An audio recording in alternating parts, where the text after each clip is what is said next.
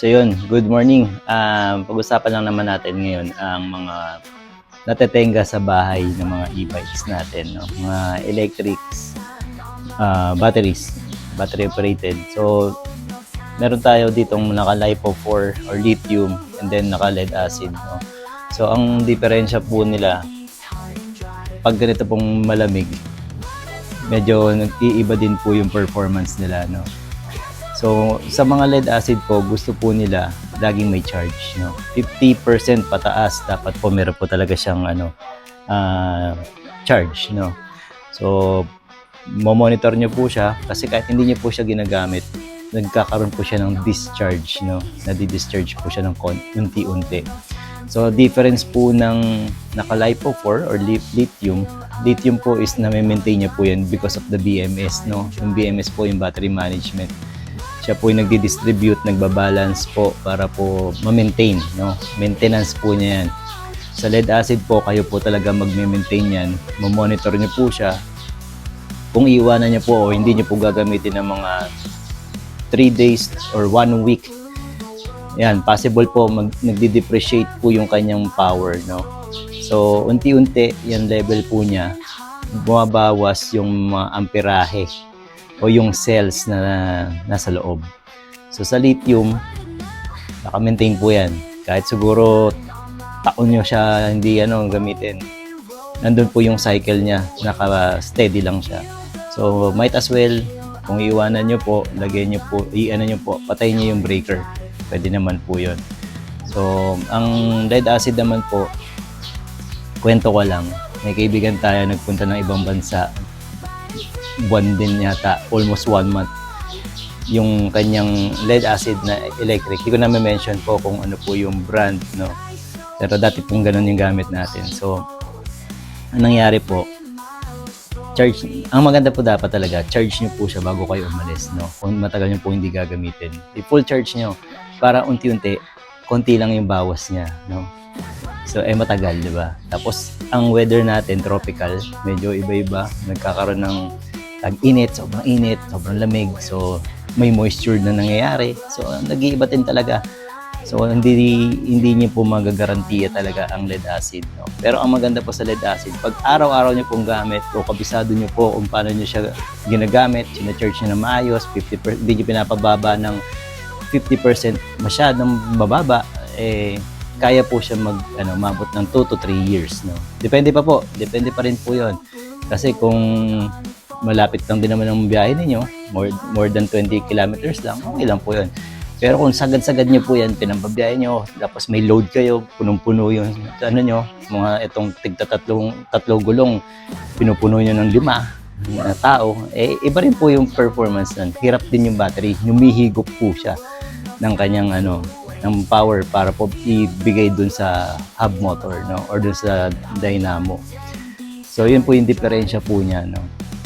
So ngayon yung to get back dun sa ating kasama natin, kaibigan natin, pumunta na ibang bansa, pagbalik niya, yung the usual na nagagamit niya ng 3 to 4 days yung kanyang electric, nagbumaba, siguro 3 days lang nag-iba na, or pag charge niya nag-green agad kahit hindi pa dati nasa 75, tapos pag niya 2 oras lang full charge na. Stock charger lang yung ginamit niya. So ngayon nagkakaroon siya ng depreciation na dun sa cells, no. So ibig sabihin nun, bumababa na yung performance level nun. So ayun, kumbaga mas napadali yung buhay. Nagpalit kagad siya ng battery na hindi na kinaya kasi ayaw na tumanggap ng charge. So, pwede naman yun, bubuhayin mo siya, individual pulse charger. Yung nagpa-fluctuate yung pulse, yung pulso. So, ang ginagawa nun, hindi siya, kasi ang charger natin, di ba, dire-diretso, painit po ng painit yan. Painit ng painit kasi pinupuno niya. Yung pulse charger, may maintaining siya ng temperature. Sa temperature, hindi niya, pag sobrang init na, bababa niya para hindi mapuwersa yung battery, lalo na sa mga naka-lead acid. So, yung mga charger, nakita niya may fan, di ba? So, yun. So, yung pulse, may fan din siya. Palalamigin niya ng konti. May maintain niya yung temperature. So yun yung difference ng charger. So individual yun, 12 volts kasi lang, pang 12 volts. So yun nga lang hassle, isa-isa mo siyang i-charge. Minsan inaabot ng ilang oras. So buti nga isang araw, tapos mo-monitor mo pa. Mahigit. So kaya mas maganda talagang charge nyo po yung kung i-stock nyo siya, hindi nyo siya magagamit. Charge nyo po, i-full charge nyo, tapos unti-unti. Tapos after 2 to 3 days, charge nyo po ulit siya. Kahit hindi nyo ginamit, pansinin nyo, magpupula siya, mag-charge siya ulit. So pag nag-green na, okay na yun. Cut na siya ulit. So ganun lang. Kung hindi nyo siya ma-charge, sigurado ako, bababa yung performance ng battery. Kaya ako, nung nakita nyo sa first video natin na kumuha tayo nung electric natin na lead acid pa nun, sabi ko, ang request ko, sa harapan ko ilagay yung battery na brand new, no? Nakabox. Kung makikita nyo doon sa first video natin, doon binuksan. Kasi nga po, ang naging sistema po nung company na yun, tinetesting. Testing nila yung electric, yung mga ginagawang pang tester. So ngayon, syempre, bumaba na yung battery nun. Hindi mo na siya mako-consider na brand new. Ngayon, ang pagkaganon, nag-depreciate siya ng konti, di ba? So kahit not unless maganda yung charging na ginawa nila, hindi nila pinababa. Dahil test ride yan. Minsan less than 50% na. Saka pa lang nila i-charge. So pagka binenta nila yung unit, ang isa pang mali doon para sa akin po. Isa pang mali, i-deliver nila, sasakyan nila. Ang brand new po, dapat 0-0 ang kilometro. Hindi yung sasakyan nila, sila unang gumamit ba? Hindi ko yung first na brand new owner. Hindi ikaw yung unang gumamit niyan. So, yun yung pakiramdam. So, ayun lang. Lang natin kung bakit gusto ko sa harapan binubuksan para alam ko brand new talaga yung kinabit sa harapan ko. At magagarantiya ko na kung sakaling may problema, ako na yung may mali doon. Hindi na yung hindi ko siya para ipa-warranty. All the way, covered siya ng warranty 1 year, di ba? So, yun. So, nag-iiba-iba talaga ang mga rules and regulations ng bawat company. Kasi nga po, mayroong mga nananamantala, yung ipagpapalit pa yung iba battery. Papalitin nila para pagka binalik, sabihin, sira talaga yan. Papalitan ng bago, Grabe. So, isa pa, wear and tear, guys. Hindi kasama sa warranty pag nabutasan ka ng gulong. Nakakabit po ng maayos yan, ginamit nyo po, nakalayo kayo.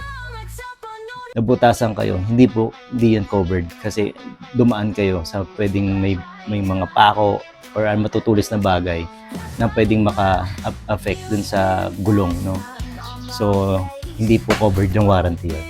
Okay? So, yun lang po muna, guys. Keep safe at stay dry dahil po sa mga sunod-sunod na tag-ulan, So, isa pa pala, habol ko lang, pag tayo po ay lumusong sa baha, yung mga unit na yan, okay lang po yan.